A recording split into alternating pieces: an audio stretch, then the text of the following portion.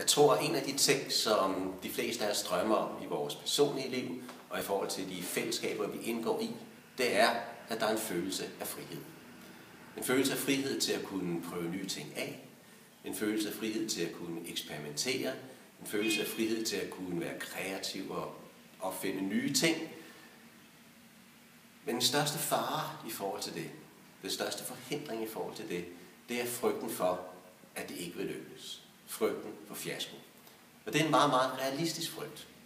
Hvis vi prøver 10 ting af i vores personlige liv, 10 ting af i kirken, så er sandsynligheden for, at de alle 10 vil lykkes meget, meget lille. Og så det kan man kun sige, og hvad så? Og det er hele den tænkning, der er baggrunden for, at vi her i Amagerbro Frikirke har indskrevet det som en del af vores værdigrundlag, at der skal være frihed til fiasko. Det er simpelthen i orden at være usikker på, om det vil lykkes, hvis man prøver at gå ind på et nyt område, men gerne vil se, om det holder. Det er i orden at eksperimentere. Det er i orden at prøve nye ting af. Det er i orden at være kreativ. Det er i orden at opfinde noget nyt, uden at være 100% sikker på, at det vil lykkes.